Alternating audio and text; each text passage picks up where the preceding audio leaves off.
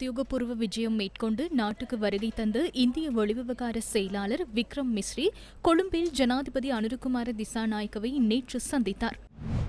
நீங்கள் இப்பொழுது கௌபே வழியாக ஆன்லைனில் தேசிய தொழிற்கற்க நிறுவனத்திற்கு பணம் செலுத்தலாம்.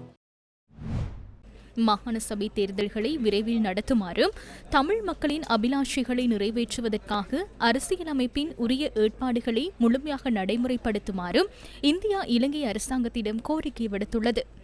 இந்திய வெளிவிவகார செயலாளர் விக்ரம் மிஸ்ரியின் இலங்கை விஜயம் தொடர்பில் அந்நாட்டு வெளிவிவகார அமைச்சு விடுத்துள்ள அறிக்கையிலேயே இந்த விடயம் தெரிவிக்கப்பட்டுள்ளது. பொருளாதார நெருக்கடியின் போதும் டிட்வா அனர்த்தத்தின் போதும் வழங்கப்பட்ட மனிதாபிமான உதவிகள் ஆதரவுக்கு ஜனாதிபதி இந்திய அரசாங்கத்துக்கு நன்றி தெரிவித்ததாக ஜனாதிபதி ஊடகப் பிரிவு விடுத்துள்ள அறிக்கையில் தெரிவிக்கப்பட்டுள்ளது. மத்திய கிழக்கில் நிலவும் யுத்த சூழலுக்கு மத்தியில் நாட்டின் எரிசக்தி தேவைகளை பூர்த்தி செய்வதற்காக வழங்கப்பட்ட ஆதரவையும் ஜனாதிபதி நன்றியுடன் நினைவு கூர்ந்துள்ளார். போதைப்பொருள் அச்சுறுத்தலை ஒழிப்பதற்காக அரசாங்கம் முன்னெடுத்து வரும் வேலை திட்டத்திற்கு இந்தியாவின் ஆதரவு அவசியம் என்பதுடன் பிராந்திய அச்சுறுத்தலாக விளங்கும் சட்டவிரோத போதைப்பொருள் கடத்தலை கட்டுப்படுத்துவதில் இந்தியாவின் பூரண ஆதரவை எதிர்பார்ப்பதாகவும் ஜனாதிபதி இதன்போது கூறியுள்ளார். போதைப்பொருள் அச்சுறுத்தலை ஒழிப்பதற்கான அரசாங்கத்தின் வேலை திட்டத்துக்கு இந்தியாவின் முழுமையான ஆதரவை வழங்குவதற்கு தேவையான ஏற்பாடுகள் செய்யப்படும் என இந்திய வெளிவிவகார செயலாளர் விக்ரம் மிஸ்ரி இதன்போது உறுதியளித்துள்ளார்.